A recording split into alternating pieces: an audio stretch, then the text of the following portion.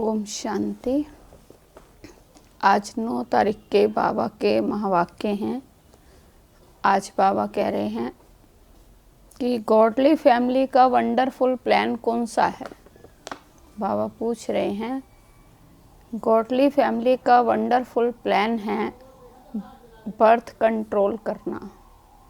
तो बाबा कहते हैं उसके लिए लोग तो दुनिया वाले तो बर्थ कंट्रोल करने के लिए और उपाय करते हैं, लेकिन मैं तो नई दुनिया की स्थापना कर देता हूँ। तो कुछ ही आत्माएं रह जाती हैं, बाकी सब आत्माएं परम धाम में चली जाती हैं।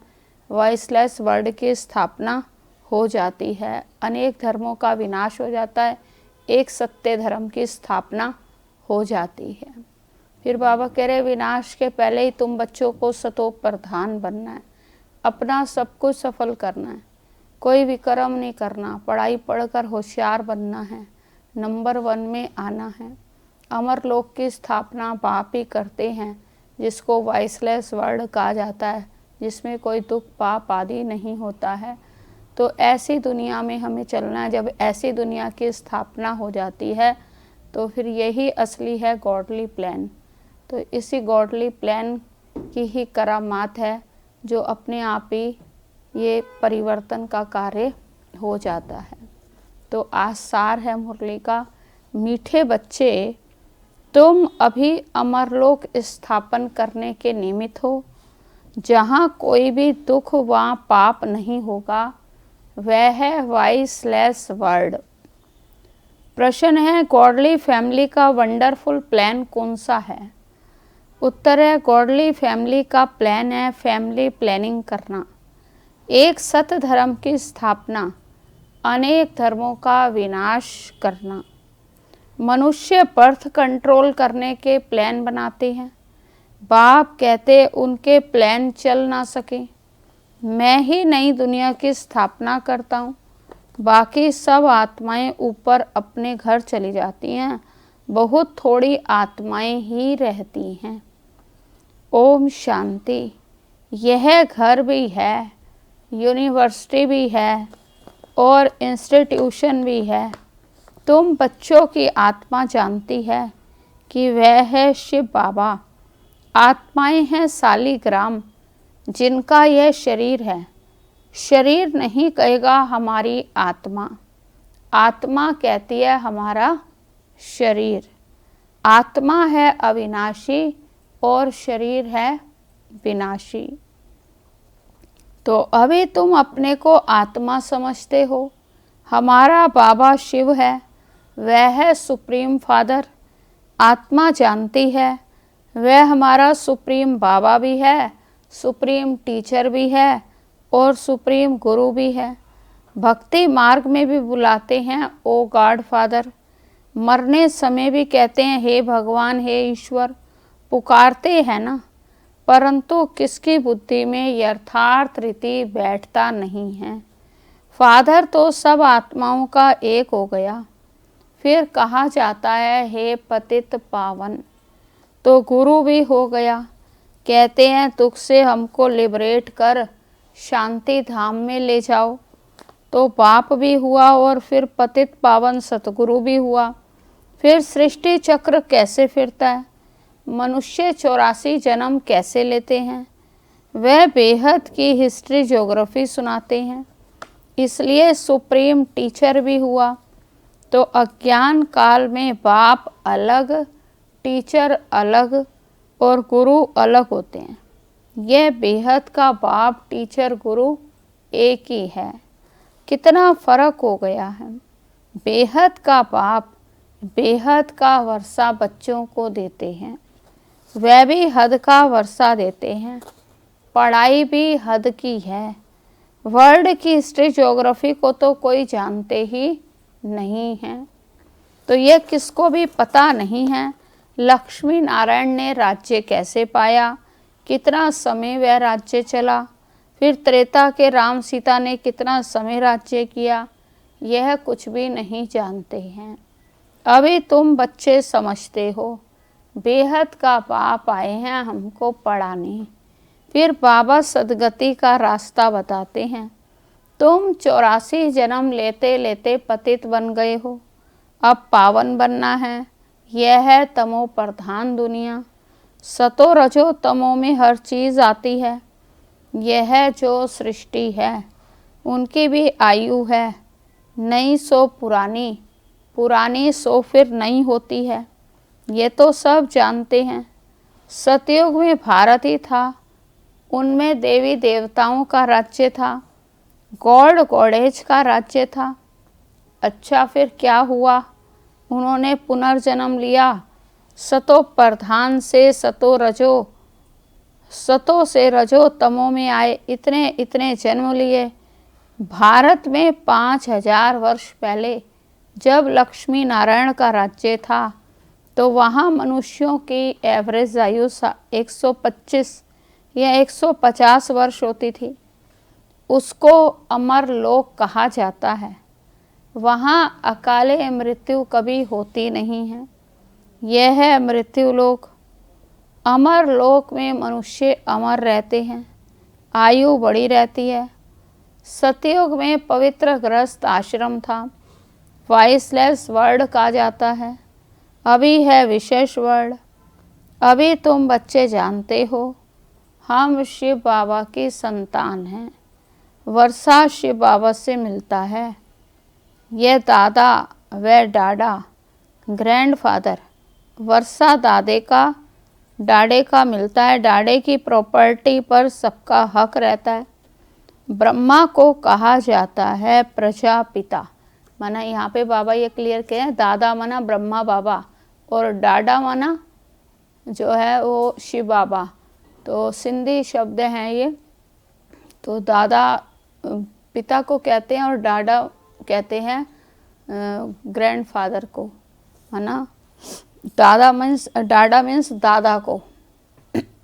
तो ये बाबा क्लियर कर रहे हैं कि वह डाडा ग्रैंडफादर वर्षा डाडे का मिलता है और डाडे की प्रॉपर्टी पर सबका हक रहता है।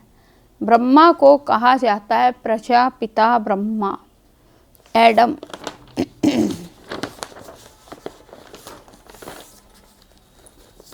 और ईव आदम बीबी, वह है निराकार गॉड फादर। यह प्रजापिता हो गया, साकारी फादर। इनको अपना शरीर है, शिव बाबा को अपना शरीर नहीं है। तो तुमको वर्षा कैसे मिलता है? शिव बाबा से ब्रह्मा द्वारा। डाडे की मिल्कियत मिलेगी तो बाप द्वारा ना।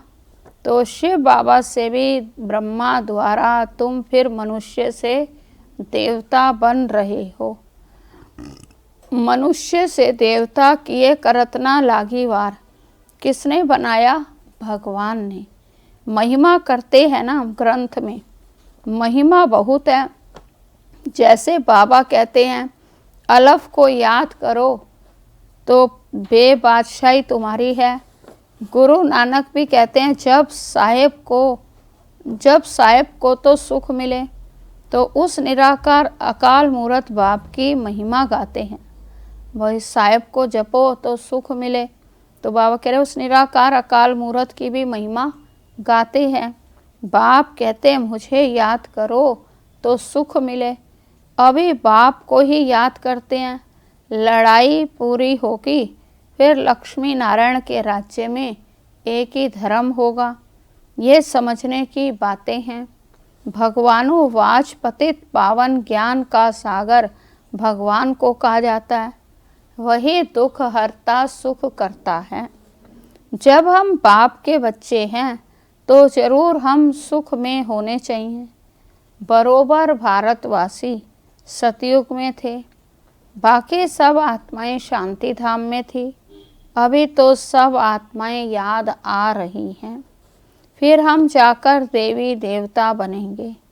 स्वर्ग में पार्ट बजाते हैं। ये पुरानी दुनिया है दुख धाम, नई दुनिया है सुख धाम। पुराना घर होता है तो फिर उसमें चूहे सर्प आदि निकलते हैं।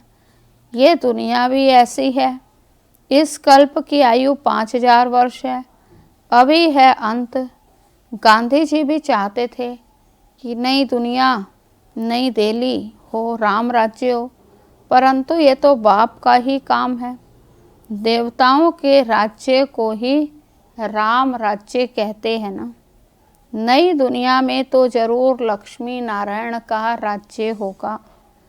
पहले तो राधे कृष्ण दोनों अलग अलग राजधानी के थे, फिर उन्हों की सगाई हुई तो लक्ष्मी नारायण बनते हैं।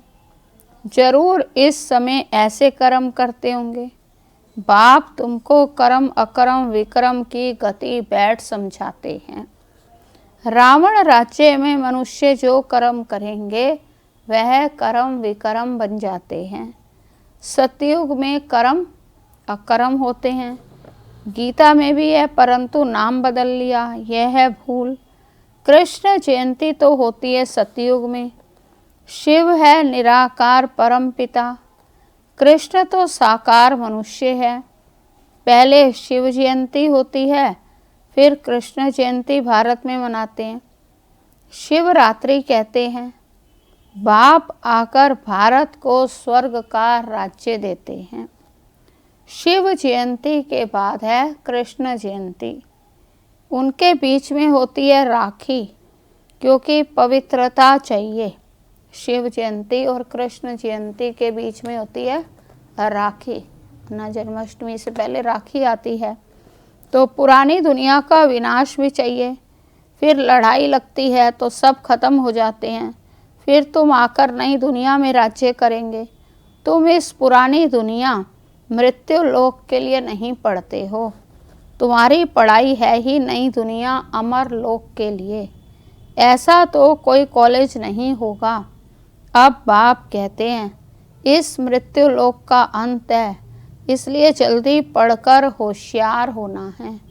वह बाप भी है, पतित पावन भी है, पढ़ाते भी हैं। तो ये गॉड फादरली यूनिवर्सिटी है। भगवानुवाच है ना। कृष्ण तो सतयुग का प्रिंस है, वह भी शिव बाबा से वर्षा लेते हैं। इस समय सब भविष्य के लिए वर्षा ले रहे हैं।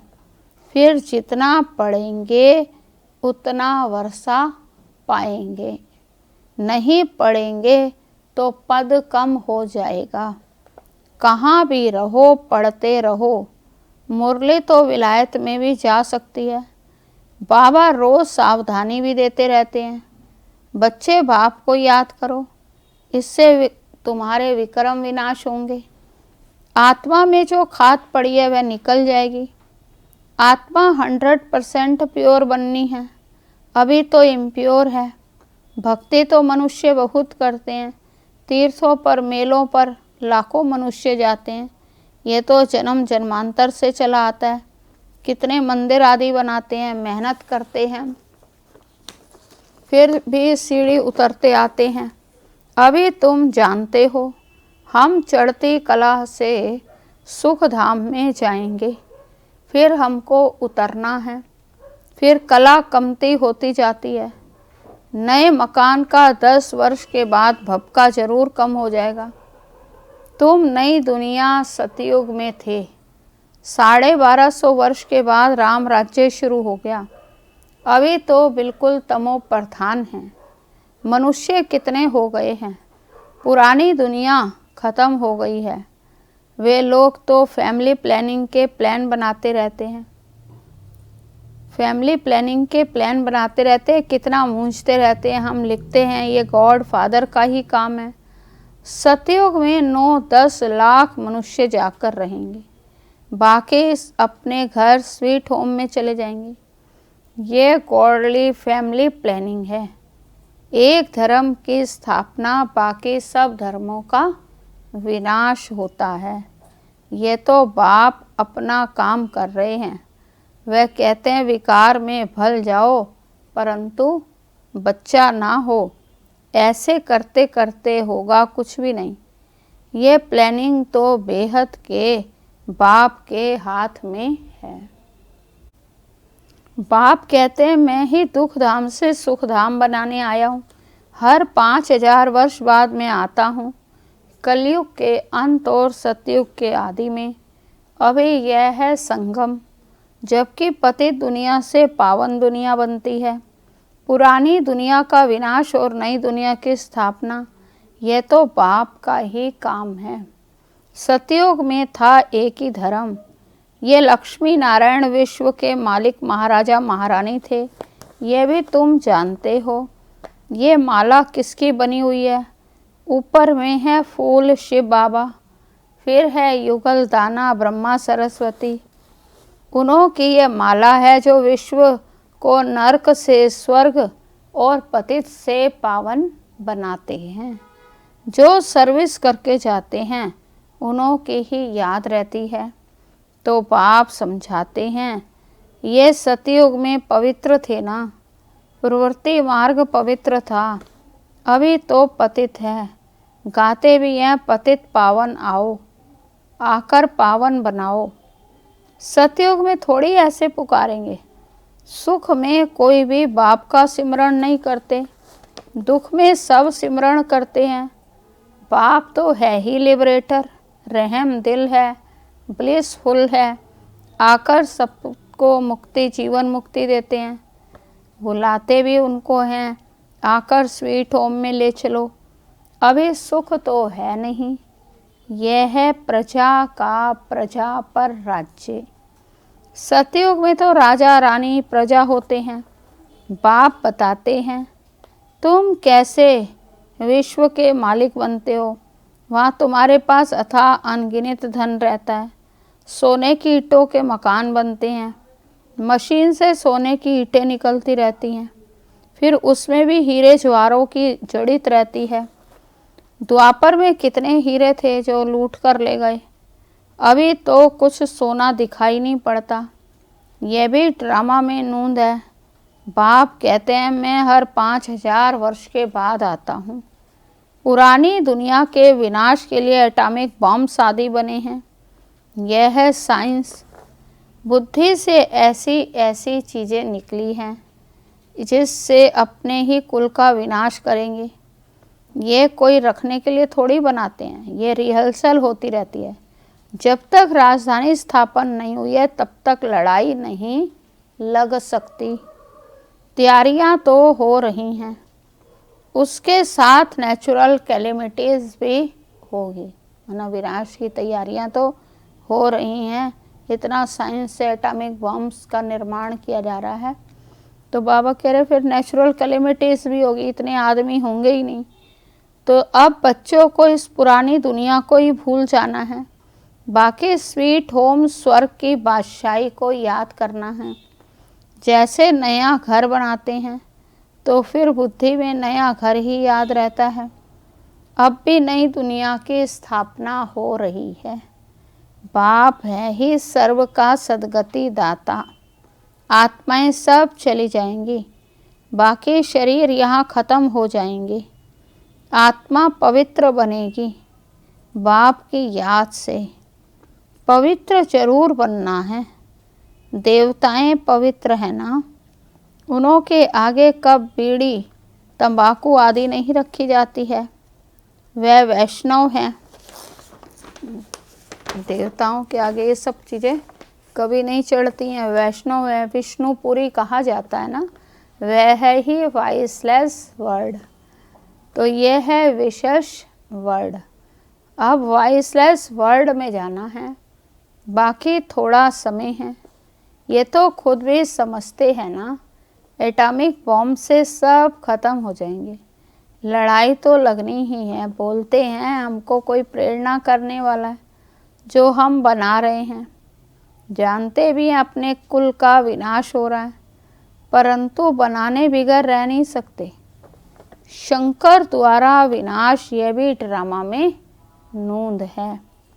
विनाश सामने खड़ा है। ज्ञान यज्ञ से ये विनाश ज्वाला प्रज्वलित हुई है। अभी तुम स्वर्ग का मालिक बनने के लिए ये पढ़ाई पढ़ रहे हो। ये पुरानी दुनिया खत्म और नई दुनिया बन जाएगी। ये चक्र फिरता रहता है। History must repeat. पहले आदि सनातन देवी देवता धर्म था, फिर चंद्रवंशी क्षत्रिय धर्म, फिर उसके बाद इस्लामी बौद्ध आदि आए, फिर जरूर पहले नंबर वाला आएगा, तो सब विनाश हो जाएंगे। तुम बच्चों को कौन पढ़ा रहे हैं?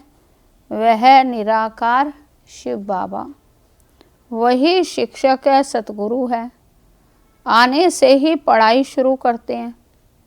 इसलिए लिखा हुआ है शिव जयंती सो गीता जयंती, गीता जयंती सो श्री कृष्ण जयंती। शिव बाबा सतयुग की स्थापना करते हैं। कृष्णपुरी सतयुग को कहा जाता है। अभी तुमको पढ़ाने वाला कोई साधु संत मनुष्य नहीं है। यह तो दुख हरता सुख करता बेहद का बाप है। 21 जन्मों के लिए तुमको वर्षा देते हैं। विनाश तो होना ही है। इस समय के लिए कहा जाता है किनकी दबी रहेगी धूल में, किनकी राजा खाए, किनकी चोर लूटे। सफली उनकी हो जो प्रभु के नाम लगाए। तो चोराकारी भी बहुत होगी, आग भी लगनी है। इस यज्ञ में सब स्वाहा हो जाएंगे। अभी थोड़ी थोड़ी आग लगेगी, फिर बंद हो जाएगी। थोड़ी अजून देरी है, सब आपस में लड़ेंगे, छुड़ाने वाला कोई रहेगा ही नहीं। तो रक्त की नदियों के बाद फिर दूध की नदियाँ बहेंगी। इसको कहा जाता है खूने नायक खेल। बच्चों ने साक्षात्कार भी किया है, फिर इन आँखों से भी देखेंगे। विनाश के पहले बाप को याद करना है, तो तमो प्रधान से आत्मा सतो प्रधान बन जाए। तो बाप नई दुनिया स्थापन करने के लिए तुमको तैयार कर रहे हैं। राजधानी पूरी स्थापन हो जाएगी, फिर विनाश होगा। अच्छा मीठे मीठे सिकी लदे बच्चों प्रति माता पिता बाप दादा का याद प्यार और गुड मॉर्निंग। रूहानी बाप की रूहानी बच्चों को नमस्ते। रूहानी बच्चों की रूहानी बाप को नमस्ते। धारणा के लिए मुख्य सार है। पहला पॉइंट है विष्णुपुरी में चलने के लिए स्वयं को लायक बनाना है, संपूर्ण पावन बनना है, अशुद्ध खान पान त्याग कर देना है, विनाश के पहले अपना सब कुछ सफल करना है। दूसरा पॉइंट है जल्दी जल्दी पढ़कर होशियार होना है, कोई भी विक्रम ना हो इसका ध्यान रखना है। वरदान है त्याग और तपस्या द्वारा सेवा में सफलता प्राप्त करने वाले सच्चे सेवाधारी भव। त्याग और तपस्या द्वारा सेवा में सफलता प्राप्त करने वाले सच्चे सेवाधारी भव। विस्तार है सेवा में सफलता का मुख्य साधन है त्याग और तपस्या। त्याग अर्थात मनसा संकल्प से भी त्याग। किसी परिस्थिति के कारण, मर्यादा के कारण, मजबूरी से त्याग करना ये त्याग नहीं है, लेकिन ज्ञान स्वरूप से संकल्प से भी त्यागी बनो। और तपस्वी अर्थात सदा बाप की लगन में लवलीन, ज्ञान प्रेम आनंद सुख शांति के सागर में समाये हुए। ऐसे त्यागी तपस्वी ही सेवा में सफलता प्राप्त करने वाले सच्चे सेवाधारी हैं। स्लोगन है अपनी तपस्या द्वारा शांति के वाइब्रेशन फैलाना ही विश्व सेवाधारी बनना है। अपनी तपस्या द्वारा शांति के वाइब्रेशन फैलाना ही विश्व सेवाधारी बनना है। अच्छा, ओम शांति।